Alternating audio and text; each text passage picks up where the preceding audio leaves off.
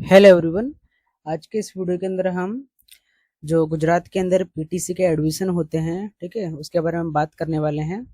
तो गुजरात गवर्नमेंट की तरफ से जो है ना, ये पीटीसी के एडमिशन का सारा जो प्रोसेस हैंडल करता है, तो वो डिपार्टमेंट की तरफ से जो 2026-27 का जो सेशन है उसके लिए नोटिफिकेशन निकाल दिया गया है। ठीक है, अनाउंसमेंट हो चुकी है। ये देखिए, मैंने वेबसाइट ओपन कर रखी है जहाँ से हम एडमिशन लेंगे। तो वहाँ पर आप आओगे तो यहाँ से आप जो नोटिफिकेशन है वो डाउनलोड कर सकते हो। ठीक है, हम डिटेल में बात करने वाले हैं कि इस बार क्या चेंजेस हुए हैं, किस तरह से फॉर्म भरना है, इस बार एज लिमिट क्या रखी है। ओके, और कितने परसेंटेज आपके होने चाहिए 12वीं के अंदर। ठीक है, आप कौन सी मीडियम में आप एडमिशन ले पाओगे। ओके, सारी ही जो इन्फॉर्मेशंस हैं, ठीक है, जानकारी, इनके बारे में हम बात करेंगे।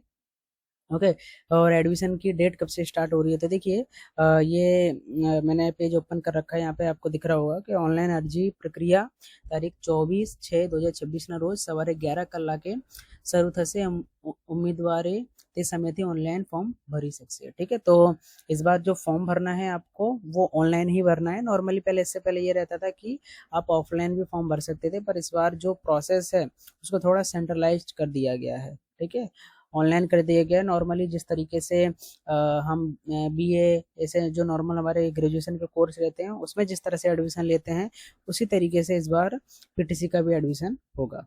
ठीक है, अब क्या चेंजेस हुए हैं, क्या अदर नई चीज़ें आई हैं, उसके बारे में हम बात करेंगे। ठीक है, तो मैंने जो नोटिफिकेशन है वो डाउनलोड कर लिया है, डायरेक्ट उसी के थ्रू आपको समझाता हूँ। तो देखिए, एडमिशन जो स्टार्ट होने वाला है वो 24 तारीख से, यानी आज देखिए आज 23 है, यानी कल से एडमिशन के जो फॉर्म है वो आप भर पाओगे। ठीक है, और जो किस किस मीडियम के अंदर आप भर सकते हो। ठीक है, तो एक तो गुजराती मीडियम चलता है, हिंदी मीडियम भी चलता है, उर्दू मीडियम चलता है, मराठी मीडियम चलता है। ठीक है, ये 4 मीडियम के अंदर आप यहाँ से पीटीसी करते हो। ठीक है, पीटीसी को नॉर्मली है ना डीएलएड भी कहा जाता है। ओके, आपको पता होगा। चलिए, तो कुछ और इन्फॉर्मेशन देख लेते हैं कि आप के पास कौन कौन सी क्वालिफिकेशन होनी चाहिए। तो नॉर्मली तो इसमें मेन क्वालिफिकेशन ये है कि आप 12वीं पास होने चाहिए। ठीक है, आपने किसी भी बोर्ड से 12वीं पास की हो। ओके, गुजरात बोर्ड से, मेन तो गुजरात बोर्ड से होनी चाहिए।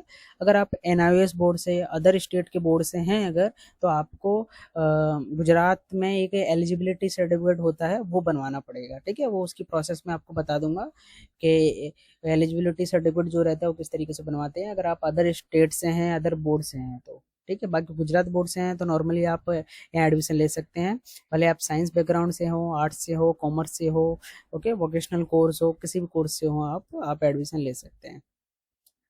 ठीक है, अब दूसरा ये है कि आप इसमें कितने परसेंटेज मिनिमम होने चाहिए। तो देखिए, आप अगर जनरल कैटेगरी से हैं, रिजर्व कैटेगरी से नहीं आते हैं अगर आप, तो आपके 12th के अंदर 50% मार्क्स होने चाहिए। ठीक है, तो आप कैलकुलेट कर लेना आप 50% आपके मार्क्स हो रहे हैं कि नहीं।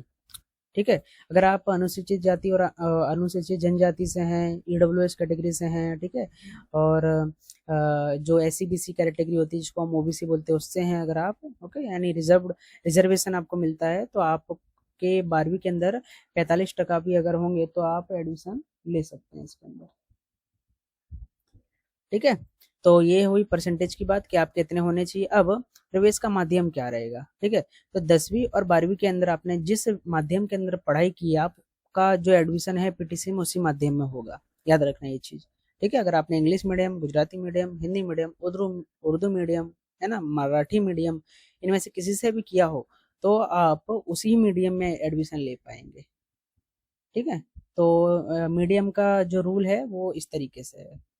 ओके, अब एक सबसे ज्यादा जो नया चेंज हुआ है वो है इसमें उम्र को लेकर कुछ चेंजेस हुए हैं। देखिए, पहले जो उम्र थी शायद 23-24 ही अलाउ की जाती थी, पर इस बार ये है कि 1/7/2026 तक आप 30 वर्ष से ज्यादा नहीं होने चाहिए। ठीक है, लास्ट उम्र 30 की गई, 30 से ज्यादा यानी आप 31 नहीं होने चाहिए। ठीक है, अगर आप 1/7/2026 के बाद तक अगर आपकी 31 प्लस हो रही है तो आप इसमें एलिजिबल नहीं है, बट इससे अगर कम है आपकी तो आप एलिजिबल हैं। ठीक है। और थोड़ा एज के अंदर छूट, ये जो रिजर्व्ड कैटेगरी के जो बच्चे हैं, ठीक है, स्टूडेंट्स हैं, उनको मिलेगा, आपको 5 साल की छूट मिलेगी। ओके, अगर आप इन सब में आते हैं तो आप 35 तक भर सकते हैं, अगर आपकी 35वीं उम्र है तो भी आप भर सकते हो। ओके, अब थोड़ा सा हम अनामत के बारे में बात कर लेते हैं कि रिजर्वेशन क्या है। मतलब जो गवर्नमेंट सीट्स हैं या फिर जो भी प्राइवेट सीट हैं, उनमें इसमें रिजर्वेशन सिस्टम चलता है, पहले से ही सीट फिक्स रहती हैं कि इस कैटेगरी के लिए इतना इतना है। ठीक है। तो अनुसूचित जाति के लिए 7% सीट है, और अनुसूचित जनजाति के लिए 15%। ठीक है। और फिर है ना, जो EWS या फिर है ना, जो EWS कैटेगरी है, ओके, उसके लिए 5% रिजर्व रखी गई है सीट। और थोड़ा जो SC BC OBC के लिए है, उसके लिए 27% है। ठीक है। और जो थोड़ा आर्थिक, अच्छा, ये EWS के लिए 10% रखा गया है। ठीक है।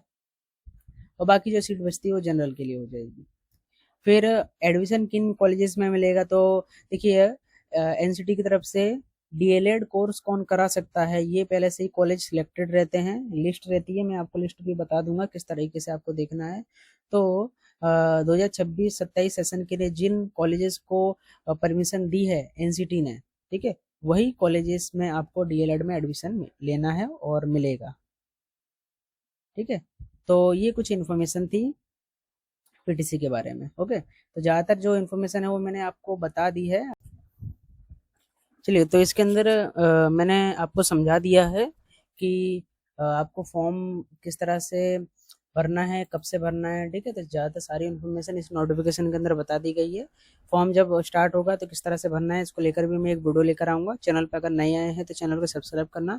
PTC, BEd और भी अदर जो कोर्सेज रहते हैं, और आप आगे चल के टीचर, प्रोफेसर कुछ भी बनना चाहते हो, मेरी चैनल आपको बहुत ज़्यादा हेल्प करेगी, क्योंकि इस पर मैं ज़्यादा यूजफुल वीडियो लेकर आऊँगा। ठीक है। मैं खुद भी इन सब चीज़ों में एक्सपीरियंस रखता हूँ, मैं नेट टेट वेट सब क्वालिफाइड हूँ। ठीक है। तो आपको बहुत हेल्प होगी मेरी चैनल से। ओके, तो वीडियो अच्छा लगा तो लाइक करना, शेयर करना और चैनल सब्सक्राइब करना। मिलते हैं अगली वीडियो के अंदर।